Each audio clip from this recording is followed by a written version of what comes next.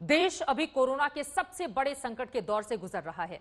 पूरा का पूरा सिस्टम इस मुसीबत से जूझ रहा है और इसी संकट काल में बेबस हो गए हैं 10वीं 12वीं के करीब 30 लाख छात्र, जिन्होंने अपनी परीक्षाओं के लिए जमकर मेहनत की, दिन रात तैयारियां की, लेकिन कोरोना की वजह से कुछ पेपर्स के एग्जाम नहीं हो पाए। इस पर अभी तक सस्पेंस भी बना हुआ है। अब वो सभी छात्र चिंता में हैं कि क्या होगा, वो क्या करें, क्या नहीं करें। छात्र उलझन में हैं तो अभिभावक भी यानी कि उनके माता पिता परेशान हैं। छात्रों के हितों को लेकर इन तमाम मुद्दों पर हमसे बातचीत करने के लिए खुद मौजूद हैं मानव संसाधन विकास मंत्री रमेश पोखरियाल निशंक। उनके हर सवाल का यानी कि छात्रों से जुड़े हुए हर सवाल का जवाब साहब से हम जानेंगे, लेकिन उसके पहले अपने दर्शकों को यह महत्वपूर्ण रिपोर्ट दिखाते हैं।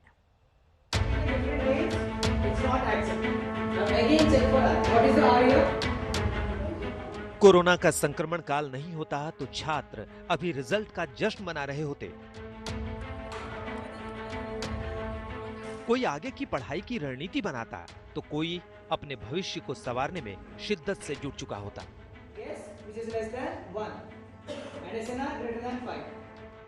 ये कोरोना संकट नहीं होता तो छात्र गर्मी की छुट्टियों की तैयारी कर रहे होते। स्कूल और अन्य शिक्षण संस्थान नए सेशन का वेलकम करने में जुटे होते। मई महीने की शुरुआत हो चुकी है। पिछले साल 2 मई को 12वीं के रिजल्ट आए थे और उसके 4 दिन बाद यानी 6 मई 2019 को 10वीं के रिजल्ट भी आ गए थे। लेकिन इस साल कोरोना ने सब कुछ रोक दिया है।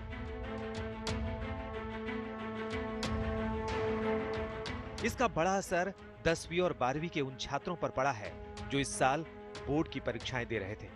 अब सब असमंजस में हैं। कुछ पेपर की परीक्षाएं अभी तक बाकी हैं। देश भर के स्कूल बंद हैं। छात्र परीक्षाओं को लेकर असमंजस में हैं। अभिभावक भी दुविधा में हैं। टीचर भी हालात सुधरने का इंतजार कर रहे हैं। छात्रों का भविष्य अधर में है। महामारी की वजह से देश में 25 मार्च से ही लॉकडाउन लग गया और अब लॉकडाउन 3 भी 17 मई तक घोषित हो चुका है। ऐसे में सवाल है कि लॉकडाउन के बाद 10वीं 12वीं के छात्रों का क्या होगा, बाकी बची परीक्षाओं का क्या होगा, और सवाल यह भी कि बच्चे अपनी आगे की पढ़ाई क्या और कैसे करें। परीक्षाओं को लेकर तो खुद सीबीएसई भी असमंजस की स्थिति में है। सीबीएसई भी साफ कर चुका है कि इस संकट काल में 10वीं बोर्ड की बची परीक्षाएं कराना मुमकिन नहीं है। 1 अप्रैल को अपनी एक एडवाइजरी जारी की है। उसमें हमने बहुत क्लियर कहा है कि 10th का कोई भी एग्जाम अब हम नहीं कंडक्ट करेंगे। जो भी एग्जाम्स 10th के हो गए हैं उनके बेस पे हम रिजल्ट दे देंगे।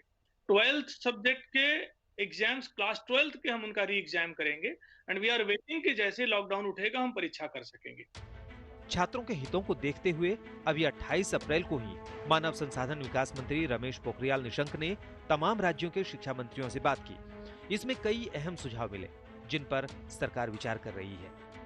बहुत अच्छे सुझाव भी आए हैं और विशेष करके ऑनलाइन शिक्षा को कितना सुदृढ़ कर पाएंगे और अंतिम छात्र तक कैसे करके वो ऑनलाइन शिक्षा हमारी जा सकती है, उनकी क्या कठिनाइयां हैं और कितना पाठ्यक्रम उनके पास तैयार है और किस तरीके से वो कर रहे हैं। तो लगातार हर स्टेट ने बोला। वीडियो कॉन्फ्रेंसिंग में मानव संसाधन मंत्री को कई सुझाव मिले। दिल्ली के डिप्टी सीएम मनीष सिसोदिया ने भी कई अहम सुझाव दिए थे।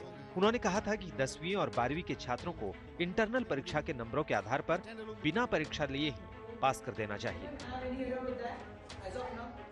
सीबीएसई की परीक्षा को रद्द करें और जैसा हमने 9वीं और 11वीं में किया है कि बच्चों के असेसमेंट के आधार पर, उनके छमाही एग्जाम के आधार पर और बाकी असेसमेंट्स के आधार पर उनके मार्क्स दिए हैं फाइनल एग्जाम में, तो वैसे ही 10वीं और 12वीं की जो बोर्ड की परीक्षा के पेपर्स रह गए हैं, 29 मेन सब्जेक्ट्स के रहे हैं और कुल 83 सब्जेक्ट्स के पेपर रहे हैं, उन सब में भी बच्चों को उसके आधार पर पास किया जाए। तो ये तो मैंने उनको एक सुझाव दिया। साथ ही दिल्ली के शिक्षा मंत्री ने कई मांगे भी रख दी। उन्होंने कहा कि इस साल के सीबीएसई और एनसीईआरटी सिलेबस में 30% की कटौती की जाए। अगले साल के CBSE board exam, IIT, JEE और नीट यूनिवर्सिटी भी उसी हिसाब से हो। जानकारी के मुताबिक 83 पेपर की परीक्षाएं नहीं हो पाई थी, लेकिन अब तैयारी है कि जो मुख्य रूप से 29 पेपर थे उन्हीं की परीक्षाएं ली जाएं। हालांकि इस पर औपचारिक फैसला अभी बाकी है। मंजीत नेगी के साथ आज तक ब्यूरो।